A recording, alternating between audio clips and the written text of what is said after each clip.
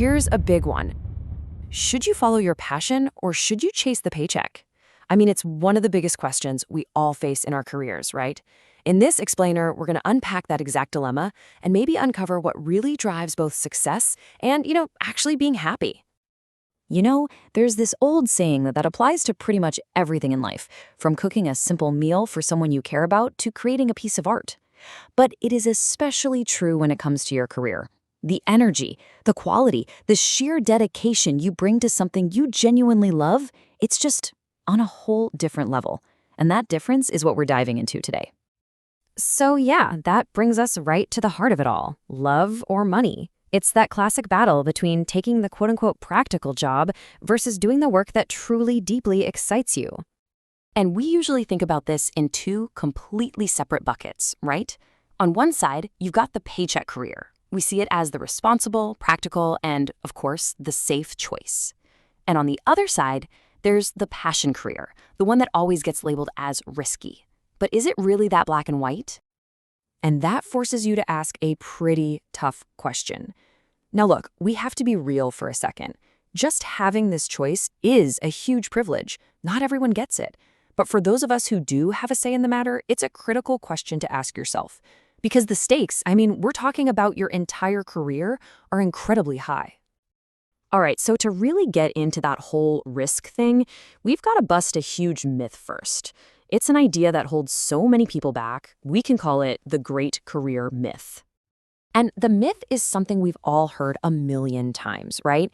We've basically been programmed to believe that only certain high-status professions can make you rich. You know the drill, become a doctor, become an executive, with this idea that the job title itself is a golden ticket to wealth. But here's the thing, that's just not how it works. The reality is so different. An excellent plumber, someone who has absolutely mastered their craft, can earn way more than an average doctor. A top singer, they can make more than a CEO. A truly savvy gardener can out-earn a bank director. The truth is, significant income is available in literally every single field. So what's the secret sauce here? It's not the profession that guarantees a high income. It's mastery. When you are truly excellent at what you do, whether that's designing gardens or fixing pipes or singing your heart out, you will be in high demand. Financial success will follow. And let's be honest, it is almost impossible to get to that level of mastery in something you don't really love. So what happens if you ignore all that? What's the real cost of choosing the so-called safe path? What's the price of unhappiness?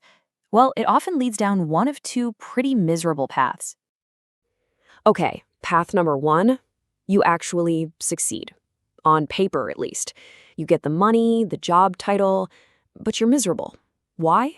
Because that thing you were really meant to do, your true purpose, is just quietly eating away at you. Then there's path number two, which honestly is probably even more common. You hate your job so much that you just can't bring yourself to excel. So you end up failing at both. You don't find financial success, and you sacrifice your happiness for nothing. And that's the real gamble of the safe job, isn't it? We get so fixated on this idea of financial security, but we completely ignore the incredibly high risk of misery and burnout. When you really weigh the two, that safe path suddenly doesn't look so safe anymore. There's a story that just hits this point home perfectly. It comes from the actor Jim Carrey, talking about his own father. It's such a powerful lesson on this whole illusion of safety. So, Jim Carrey's dad, he had dreams of being a comedian. That was his passion. But he was afraid of failure, so he made the safe choice and became He did what he thought was practical.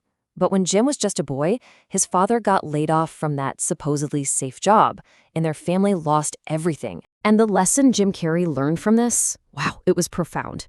As he put it later, you can fail at what you don't want, so you might as well take a chance on doing what you love. His point is so clear, isn't it?